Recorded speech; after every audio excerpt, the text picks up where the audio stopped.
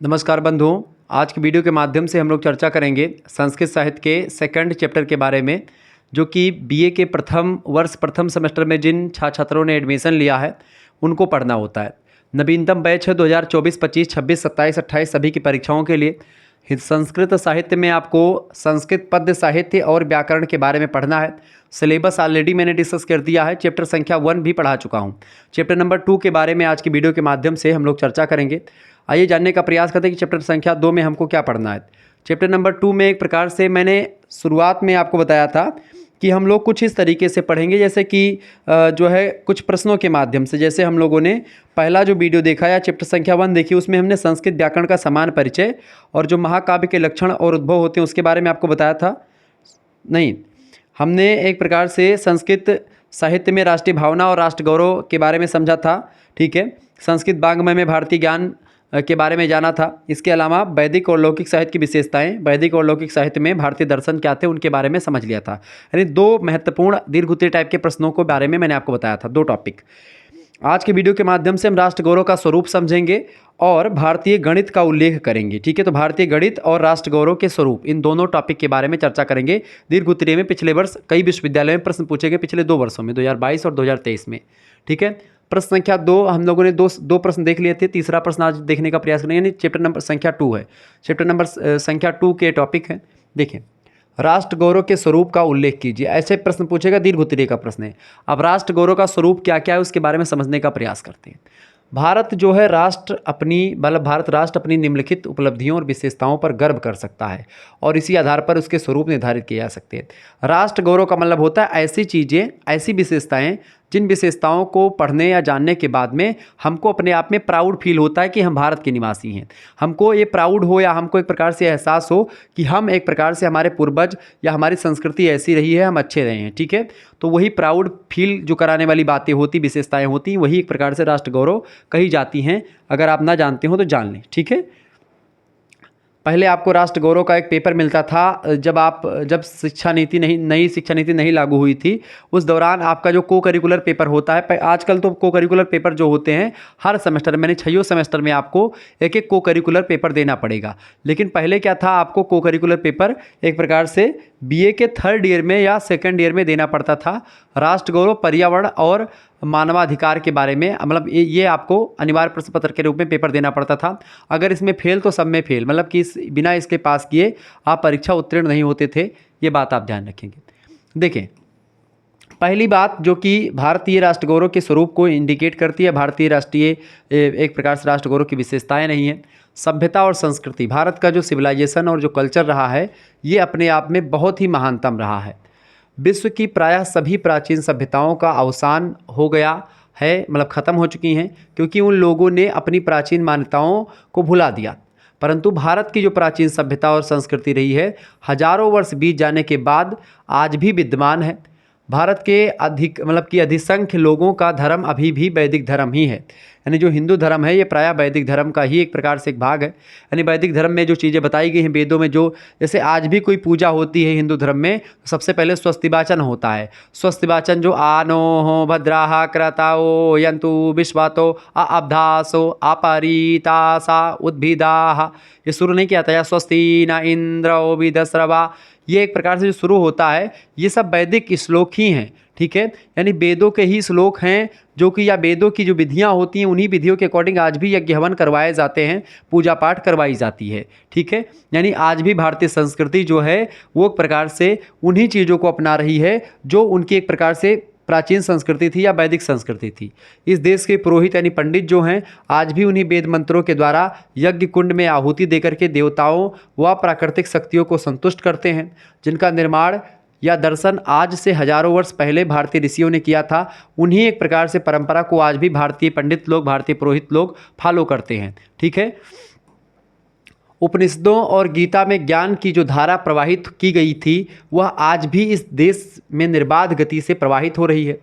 वर्तमान हिंदू धर्म वैदिक धर्म का विकसित रूप है, यानी वैदिक धर्म में थोड़ा बहुत अगर और भी विकास हो गया हो या वैदिक धर्म में जो परिवर्तन के हिसाब से और नई नई प्रकार की नीतियाँ इंक्लूड करी गई हों, तो वही एक प्रकार से हिंदू धर्म है जो वैदिक धर्म था पहले। यह बात सत्य है कि बुद्ध और महावीर स्वामी जैसे महात्माओं ने वैदिक धर्म को स्वीकार नहीं किया, परंतु अहिंसा और प्राणी मात्र के प्रति मैत्री भाव के जो उपदेश दिए थे वे आज तक इस देश में जीवित और जागृत हैं। और ये जो उपदेश अहिंसा और प्राणी मात्र के प्रति मैत्री भाव के, ये वेदों में भी बताए गए हैं। ठीक है, धार्मिक विचारों, पूजा पाठ की विधि में इस देश में अवश्य कई परिवर्तन हुए हैं, परंतु उसके कारण प्राचीन वैदिक धर्म का अंत नहीं हुआ है। यानी प्राचीन वैदिक धर्म आज भी भारत में विद्यमान है। भारत ही नहीं बल्कि दुनिया के अन्य अन्य देशों में भारतीय संस्कृति को लोग फॉलो कर रहे हैं, भारतीय संस्कृति को लोग अपना रहे हैं। ठीक है, आज भी संपूर्ण भारत इसी धार्मिक भावधारा का अनुसरण कर रहा है। भारत के राष्ट्र गौरव का यह प्रथम स्वरूप है। ठीक है, प्रथम स्वरूप भारत के राष्ट्र गौरव का क्या है? उसकी संस्कृति और उसकी सभ्यता। तो भारत की संस्कृति और सभ्यता ही भारत को एक उच्च राज्य के श्रेणी में रखती है और इसके अपने आप में प्राउड फील करवाने वाली जो हमारी संस्कृति, जो वैदिक संस्कृति, जो कि वेद सबसे पुराने ग्रंथ हैं, और हम ये सीना फुला करके कह सकते हैं कि हाँ, वेदों का सृजन या वेदों की रचना जो हुई है हमारे ऋषि मुनियों ने करी है, हमारी धरती पर हुआ है वेदों का सृजन। हम है वेदों के एक प्रकार से जो है प्रणेता। ठीक है, ये हम कह सकते हैं। तो राष्ट्र गौरव है, फीलिंग है, प्राउड है, हमारे मतलब कि प्राइड की बात है कि भाई हमारे यहाँ पर हमारी संस्कृति और सभ्यता से हम लोग जाने जाते हैं। ठीक है, दूसरा जो संस्कृति और सभ्यता हमारी इंडिया की मतलब जो हमारी एक प्रकार से राष्ट्र गौरव का स्वरूप निर्धारित करता है वो है धार्मिक जीवन हमारा। क्या? Religious life. भारत में एक ही सनातन धर्म की अविच्छिन्न धारा प्रवाहित होती रही है। ऐसा भी नहीं है कि इस देश में कोई ऐसा धर्माचार्य पैदा नहीं हुआ जिसने धर्म को एक नई दिशा देने का प्रयत्न नहीं किया। बहुत सारे वीर हुए, बहुत सारे महात्मा हुए, महावीर स्वामी से लेकर के गौतम बुद्ध, महात्मा बुद्ध, मतलब गौतम बुद्ध जी, महात्मा बुद्ध जिनका नाम था। ठीक है, महात्मा बुद्ध को लोग आज भगवान मानते हैं। ठीक है, हालांकि उन्होंने बड़ा अच्छा काम किया, भगवान भी मान सकते हैं उनको, चूँकि एक अवतार भी माना जाता है। विष्णु भगवान के एक अवतार के रूप में भगवान बुद्ध की पूजा भी करी जाती है, चूँकि जब हिंदू धर्म में जब संकल्प बोला जाता है तो बोला जाता है बौद्धावतारे। ठीक है, बौद्धावतारे वर्तमाने। ठीक है, और संवत्सर बोला जाता है मनवंतरे, अष्टाभिसंगत में युगे कलयुगे कल प्रथम चौड़े बद्धावतारे भूरलोके जम्बूद्वीपे भरतखंडे आर्यावर्त देशांतर करते, इस तरीके से बोलते हैं। तो महावीर स्वामी जैन धर्म के प्रणेता या जैन धर्म के एक प्रकार से वास्तविक प्रणेता, गौतम बुद्ध जी। ठीक है, बौद्ध धर्म के प्रणेता, जैसे तमाम लोग हुए जिन्होंने वेदों की प्रामाणिकता को स्वीकार नहीं किया, वेदों को एक प्रकार से, वेदों से बड़ी एक प्रकार से वो वेदों को नहीं मानने वाले थे गौतम बुद्ध या महावीर स्वामी, लेकिन फिर भी वहीं से बहुत सारी चीज़ों को अपनाया भी। और ना तो वैदिक देवी देवताओं को मानते थे, ना तो ब्राह्मणों की श्रेष्ठता को स्वीकार करते थे। इसी प्रकार बृहस्पति और चारवाक जैसे दार्शनिकों ने ईश्वर की सत्ता को अस्वीकार ही कर दिया। चारवाक दर्शन या बृहस्पति ने जो बताया वो भी एक प्रकार से भगवान की सत्ता को स्वीकार नहीं करते हैं। वैदिक संहिताओं को ढोंग समझते थे ये लोग, परंतु बौद्ध और जैन धर्म के दार्शनिक सिद्धांत प्राचीन सनातन वैदिक धर्म की धारा को बदलने में बिल्कुल असमर्थ रहे। मतलब भले ही एक प्रकार से एक समय था कि ब्राह्मण धर्म या जो वैदिक धर्म था, वैदिक धर्म को एक प्रकार से लोग ब्राह्मण धर्म बोलने लगे और वैदिक धर्म अपने पतन की ओर बढ़ रहा था, लेकिन फिर भी वैदिक धर्म को एक प्रकार से किसी भी एक प्रकार से ने हटा नहीं सका। तमाम आक्रांता विदेशी आए, तमाम अपने धर्माचार्य हुए जिन्होंने उसकी दशा और दिशा बदलने का प्रयास किया, लेकिन वैदिक धर्म का कुछ भी बाल बाका ना हो सका। और आज भी वैदिक धर्म एक प्रकार से उसी उफान के साथ आगे बढ़ रहा है और लगातार इसकी लोकप्रियता और विश्व में बढ़ती ही जा रही है। ठीक है, तो ये भी अपने आप में एक प्राउड की बात है, प्राइड की बात है। भारतीय विचारक सर्वदा यह कह सकते मतलब कहते रहे हैं कि सबको अपने में और अपने में सबको देखो। ये सिद्धांत रहा है हमारा, क्या कि सबको अपने में देखो, यानी सब अपने हैं और अपने में सब हैं, ऐसा विचार रखो। सर्वत्र एकत्व का अनुभव करो, ऐसा कहा जाता है। इसका परिणाम यह हुआ कि समन्वय और सामंजस्य की इस भावना ने बौद्धों और जैनियों को भारत की सनातन धार्मिक धारा का अंग बना लिया। और आज जो जैन धर्म है और बौद्ध धर्म है, ये एक प्रकार से सनातन धर्म के ही एक अंग हैं। तथा हिंदू धर्म में कोई भेद नहीं रहा। हिंदू धर्म सनातन धर्म या हिंदू धर्म ही सनातन धर्म का एक प्रकार से विकसित रूप है। बौद्ध और जैन धर्म आज हिंदू के अंतर्गत ही गिने जाते हैं, जिसके कारण से उनमें भेद और विरोध रह जाए। अहिंसा और सभी प्राणियों के प्रति मैत्री भावना की जो शिक्षा बुद्ध ने दी थी, उसे हिंदू धर्म ने आत्मसात कर लिया। बौद्धों के विज्ञानवाद और शून्यवाद के प्रभाव से शंकराचार्य ने ब्रह्म के स्वरूप को नए ढंग से प्रतिपादन किया। कुल मिलाकर के कुछ जो है महात्मा बुद्ध और महावीर स्वामी इन सभी लोगों ने वैदिक धर्म से सीखा, कुछ मतलब कि वैदिक धर्म के लोगों ने महात्मा बुद्ध और महावीर स्वामी से सीखा। इस तरीके से तालमेल बैठा करके फिर वही धर्म आगे बढ़ गया। ठीक है, इस तरीके से इसका बाल बांका नहीं हुआ। ठीक है, अद्वैतवाद का जो सिद्धांत है वो कहीं ना कहीं पे आप देखेंगे इसी बौद्ध जैन और वैदिक धर्म का मिला जुला रूप है। ठीक है, वेदांत दर्शन में निरूपित किया वह बौद्ध दर्शन से बहुत कुछ भिन्न था। अतः हिंदू धर्म की समन्वय प्रवृत्ति इसकी सबसे बड़ी विशेषता रही है, जो राष्ट्र गौरव के स्वरूप को समझने में एक महत्वपूर्ण कड़ी का काम करती रही है। तो कुल मिलाकर के दूसरी चीज़ क्या है, रिलीजियस लाइफ। पहली क्या है, सिविलाइजेशन एंड संस्कृति, यानी सभ्यता और संस्कृति भारत की जो है वो एक स्वरूप निर्धारित करती है राष्ट्र गौरव का। दूसरा स्वरूप निर्धारित करता है यहाँ का धार्मिक जीवन, यानी रिलीजियस लाइफ। ठीक है। तीसरा एक प्रकार से जो विशेषता रही है, या तीसरा जो स्वरूप निर्धारण करता है राष्ट्र गौरव का भारतीय, वो है भैया विभिन्न जातियों का सम्मिलन। यानी भारत में कई जातियां रहती हैं, फिर भी एक प्रकार से इसमें एकता है, यानी कि विविधता में एकता की बात भारतीय संस्कृति समाज में होती है। भारत में समय समय पर प्राचीन काल से ही विभिन्न जातियां आती रही हैं और यहाँ की सभ्यता और संस्कृति में मिलती गई हैं। आर्यों के पूर्व इस देश में जो लोग निवास करते थे उनकी एक सभ्यता थी, उनका धर्म था, उनका सामाजिक संगठन था। यवन आए, फिर उसके बाद में शक आए, हूण आए, कुषाण आए।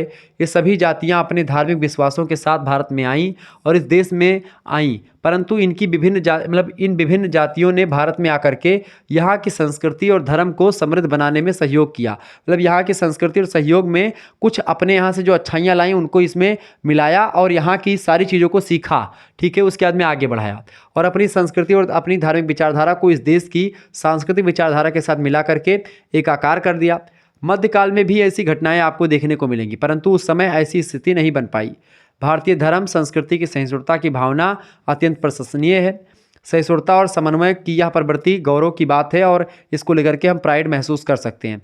यानी यमन, कुषाण ये सब जो आए तो इन लोगों ने भारतीय संस्कृति में घुल मिल गए, लेकिन आप देखते हैं बाद में और जैसे और भी लोग आए जो मध्यकाल में आए, जैसे मुगल आए या तुर्क आए। ठीक है। इन लोगों ने एक प्रकार से भारतीय धर्म को नष्ट करने का प्रयास किया। इसके अलावा अंग्रेज आए, इन लोगों ने भारतीय संस्कृति को नष्ट करने का काम किया। ठीक है। इसके अलावा चौथा स्वरूप निर्धारण करता है जो राष्ट्र गौरव का भारतीय, वो क्या है भाई, वो है जनपद और राज्यों की सत्ता। जनपद और राज्यों की सत्ता देखें, प्राचीन काल से ही भारत में छोटे छोटे जनपद और राज्यों की सत्ता थी। उसकी शासन संस्थाओं में भिन्नता थी, सामाजिक संगठन और आर्थिक जीवन में भी भिन्नता थी।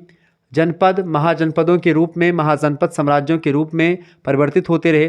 प्रायः भारत में एक छत्र राज्य का अभाव था, फिर भी भारत एक था। इससे भारत की राष्ट्रीय एकता का बोध होता है, यानी भारत एक प्रकार से एक सूत्र में बंधा हुआ था, इससे पता चलता है। संपूर्ण भारत में अनेकता में एकता फैली हुई थी।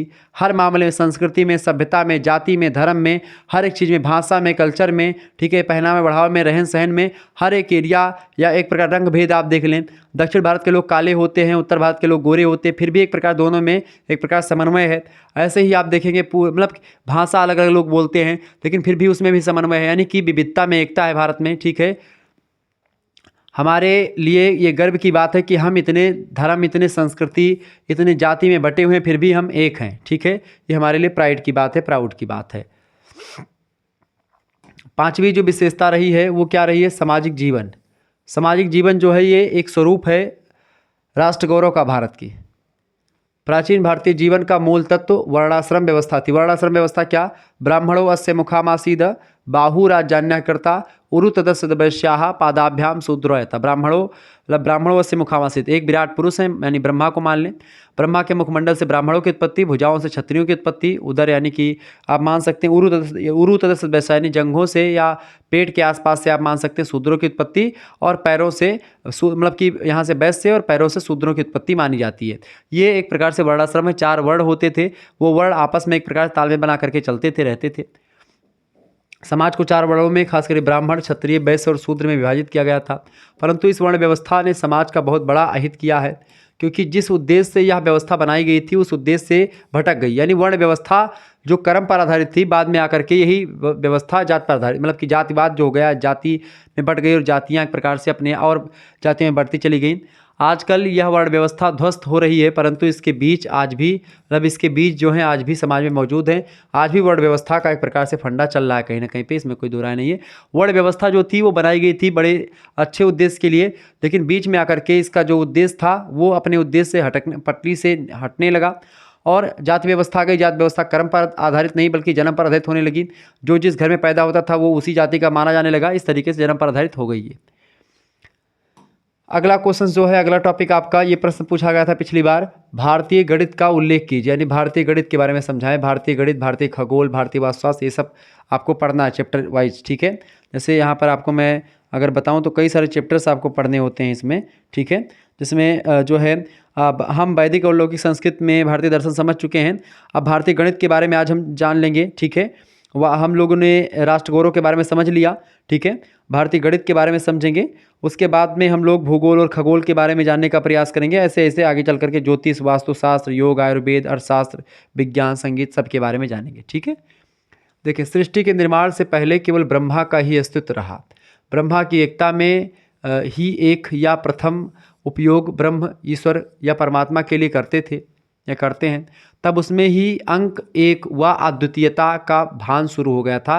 यानी अंक की शुरुआत वही एको ब्रह्म द्वितीयो नाश, इस तरीके से शुरुआत हो गई थी। मानव विकास के साथ ही संख्या बुद्धि का विकास प्रारंभ हो गया था। गणना बुद्धि तार्किक ढंग से प्रस्तुत करती है, जिसका विकास क्रम संख्या बुद्धि के बाद ही प्रारंभ हुआ होगा, ऐसा ज्ञात होता है। अंक ज्ञान का जो भान एक प्रकार से है प्रारंभ से ही था, यानी अंक ज्ञान शुरुआत से ही रहा है, किंतु क्रमबद्ध तरीके से कबीलों यानी समूहों में रहने वाले जीव जंतु, वस्तुओं, कोशिका विभाजन, सृष्टि प्रारंभ के साथ मानकों की गिनती क्रम में विकसित हो चला था। प्राचीन भारतीय इतिहास और साहित्य के अवलोकन के पश्चात प्रत्येक निष्पक्ष विद्वान या अलग अलग विद्वानों ने खंडन मनन की प्रक्रिया चली। उसके बाद में इस नतीजे पर विद्वान पहुँचेगा कि प्राचीन विद्या विशारदों ने गणित में संसार के विद्याकोशों में बहुमूल्य अवदान किया है। यह तथ्य सर्वविदित है, यानी सबको पता है कि विज्ञान की प्रगति गणित पर ही आधारित है। यानी अगर विज्ञान आगे बढ़ रहा है तो गणित की वजह से ही आगे बढ़ रहा है। हरमन हेकल ब्राह्मणों को ही बीजगणित का आदि रचयिता मानते। ब्राह्मण मतलब हरमन हेकल नाम के एक विद्वान है, वो ब्राह्मणों को कहते हैं कि ब्राह्मण लोगों ने ही बीजगणित की शुरुआत करी। शतोत्तर गणना भारतीय मस्तिष्क की ही देन है, ठीक है। तो ये सब भारतीय जो गणित है ये शुरुआत से ही, जो वैदिक गणित है आप उसको अगर पढ़ेंगे, वैदिक गणित अगर आप सही तरीके से जान जाओ ना तो आप गुणा भाग करने के इतने आदि, मतलब गुणा भाग कैलकुलेटर से भी तेज करने लगोगे अगर सही से पढ़ लिया तो। भारतीयों ने संसार को शून्य तथा शतोत्तर गणना संख्याओं को लिखने की आधुनिक प्रणाली भी प्रदान करी है। ये भारत की ही देन है। शून्य का उपयोग पिंगल ने अपने छंद सूत्र में ईसा के लगभग 200 वर्ष पहले ही कर दिया था। ईसा मसीह के जन्म के 200 साल पहले ही शून्य के बारे में पिंगल नाम के एक मुनि थे, उन्होंने अपने छंद सूत्र में कर दिया था। बरौसाली हस्तलिखित ग्रंथों में 200 ईस्वी में शून्य का प्रयोग गणना में शुरू हुआ। पंच सिद्धांतिका एक ग्रंथ है, उसमें भी 550 मतलब जो 550 ईस्वी का ग्रंथ है, शून्य का कई बार प्रयोग पंच सिद्धांतिका नाम के ग्रंथ में हुआ। जिनभद्र सूरी नाम के एक जैन मुनि है, जिनभद्र सूरी जो हैं एक प्रकार से जैन मुनि हैं। ये 529 से लेकर के 585 ईस्वी इनका समय काल रहा। इन्होंने 12 मिहिर के समकालीन ये थे। यह निश्चित रूप से सिद्ध कर दिया इन्होंने एक प्रकार से बसंत मतलब पंच सिद्धांतिका में, ठीक है। कुल मिलाकर के शून्य का प्रयोग संख्याओं को लिखने में किया जाता है, इन्होंने सिद्ध कर दिया। आर्यभट्टीय टीका यानी आर्यभट्टीय टीका में भी शून्य पाया जाता है, यानी आर्यभट्ट की मतलब आर्यभट्ट को भी शून्य की खोजकर्ता माना जाता है। सिद्धसेन नाम के एक विद्वान हैं, उनकी रचना तत्वार्थ मतलब कि तत्वार्थ अधिगम सूत्र की टीका में शून्य का प्रयोग बड़ी संख्या में लिखने में प्रदर्शित किया गया है। भारतीय विद्वानों के अथक परिश्रम तथा खोज से जो सामग्री प्राप्त हुई है उससे यह निर्विवाद सिद्ध हो गया है कि संसार को संख्याएं लिखने की आधुनिक प्रणाली जो दी गई है वो भारत ने ही दी है। यानी भारत एक प्रकार से अंक प्रणाली की जो आधुनिक देन है वो भारत की ही देन है। भारत ने ही संसार को अंक प्रणाली दिया, ठीक है। गणित की बात करते हैं, ठीक है। समझे भाई, थोड़ा कठिन जरूर है लेकिन आप एक दो बार देखेंगे तो क्लियर हो जाएगा।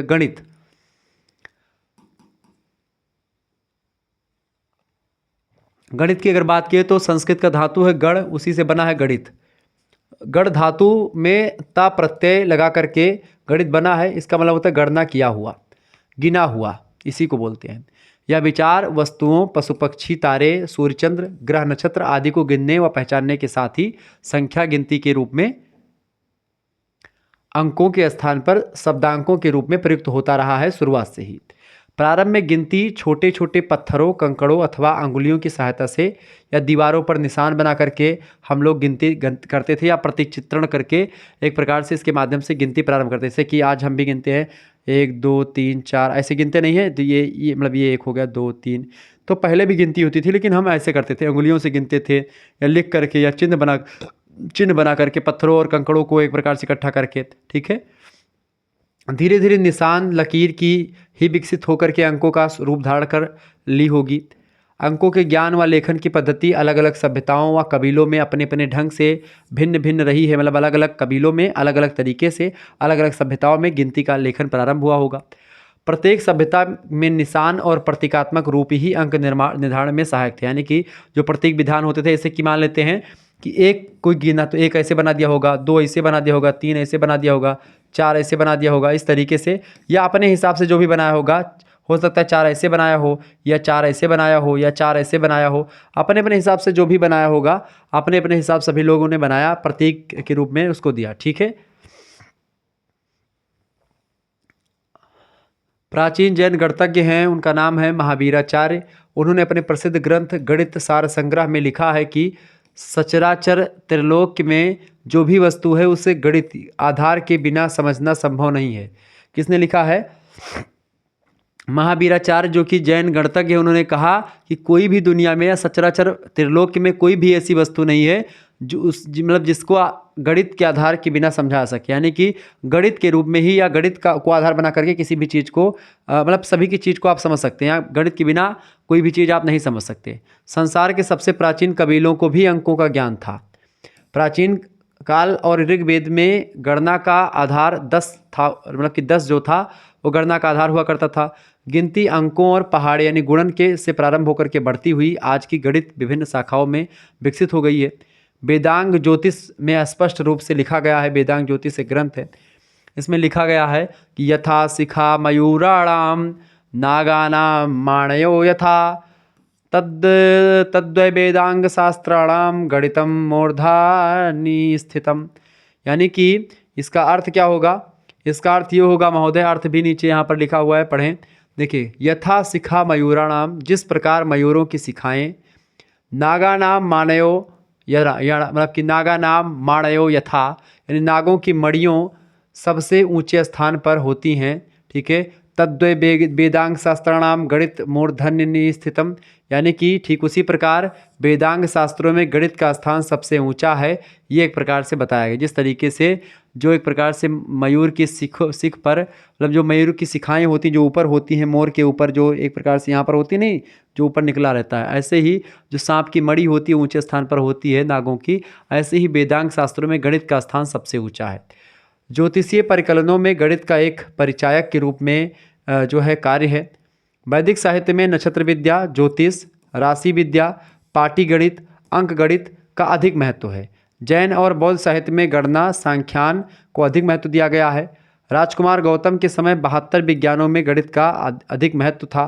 अंकों का ज्ञान कोटि से आगे जो है तलछड़ा, यानी कि एक तलछड़ा बराबर कितना होता था? एक तलछड़ा जो था वो 10⁻53 तक प्रयुक्त होता था। प्राचीनतम विषय के रूप में गणित में 3000 ईसा पूर्व तक महत्वपूर्ण उपलब्धियां प्राप्त हो चुकी थीं। मतलब 300 ईसा पूर्व तक, 300 ईसा पूर्व कर लें, 300 ईसा पूर्व तक उपलब्धियां प्राप्त हो चुकी थीं। वैदिक काल और इससे पूर्व ही ज्यामिति, आयत, वर्ग, वृत्त, इन सभी की आकृतियों के उदाहरण यज्ञों की बनी वेदियाँ, यानी जो यज्ञ की वेदियाँ, ऐसे यज्ञ की वेदियाँ कैसी बनती? त्रिभुजाकार बनती हैं। यज्ञ की वेदियाँ ऐसे भी बनती थीं, यज्ञ की वेदियाँ ऐसे भी बनती हैं, ठीक है, ऐसे ही बनती थी यज्ञ की वेदियाँ, ठीक है। यज्ञ की वेदी मतलब कि यज्ञ की वेदियाँ आप देखते हैं अलग अलग प्रकार से बनती थी। आयताकार भी बनती हैं, वर्गाकार की भी बन जाती हैं, ठीक है, त्रिभुजाकार भी बनती हैं। तमाम प्रकार के जो सर्वतोभद्र से लेकर के एक लिंगोभद्र, दो लिंगोभद्र, सर्वतोभद्र, ये सब एक प्रकार से तमाम प्रकार की वेदी बनती थी, आज भी बनती हैं, ठीक है। तमाम प्रकार की यज्ञों की जो बनी वेदियाँ होती थी, नक्षत्रों को जैसे जो है नक्षत्रों को या ग्रहों को लेकर के जो नवग्रह मंडल बनाया जाता है, ठीक है। नवग्रह मंडल में आप देखते हैं ऐसे करके ये नवग्रह मंडल ऐसे तो बनाते हैं, पंडित जी लोग आते हैं घर में, ऐसे बनाते हैं। इसमें 1 ग्रह, 2 ग्रह, 3 ग्रह, 4 ग्रह, 5 ग्रह, 6 ग्रह, 7 ग्रह, 8 ग्रह और एक बीच में यहाँ पर सूर्य, नौ मतलब कि यहाँ पर रख दो 9 ग्रह। अभी 9 ग्रह वेदी बन गई, गौरी गणेश की वेदी, खोडस मातृका वेदी, ये सब बनती थी, ठीक है। तो ये सब भी एक गणितीय या बीज गणितीय मतलब कि इसमें क्या बोलते हैं इसको, बीज गणित कह सकते हैं, रेखा गणित थे। नक्षत्रों ग्रहों के अनुरूप बनी आकृतियाँ के अनुसार उपलब्ध थे। मिस्र का पिरामिड भारत के ठोस ज्यामितीय ज्ञान के बाद की ही कृति है। प्राचीन चीन, मिस्र, मेसोपोटामिया, बेबीलोन, रोमन, इन सभी के सभ्यताओं में भी गिनतारा, पाटीगणित, अंकों का ज्ञान प्राचीन भारतीय सभ्यता के उपलब्ध अंक ज्ञान के बाद ही विकसित प्रमाणित होता है। मतलब कि भारत ही एक प्रकार से बेसिकली इन सभी की उत्पत्ति का एक प्रकार से साधन है। मतलब भारत में ही इन सभी गणित की उत्पत्ति हुई है, यानी गणित शास्त्र की उत्पत्ति, गणित की उत्पत्ति भारत से ही मानी जाती है। ब्राह्मी और खरोष्टी लिपियों व वक्षाली लिपियों में विकसित जो अंकों का विवेचन परिलक्षित होता है। गाल्टन ने पक्षी स्वभाव का अध्ययन करके सिद्ध किया है कि पक्षियों को भी 4 से 5 तक के अंक का भान था, यानी जो पक्षी हैं इनको भी 4 से 5 अंक मतलब ये लोग भी जानते थे। नाप तोल की परंपरा, आंकड़े, दीवारों की निशानी, गिनती, आधुनिक प्रतिचित्रण स्वरूप, अंक ज्ञान प्राचीन काल से ही लगभग आप देखते हैं 400 ईसा पूर्व से प्रचलित माने गए हैं। ठीक है, 400 ईसा पूर्व कर लें।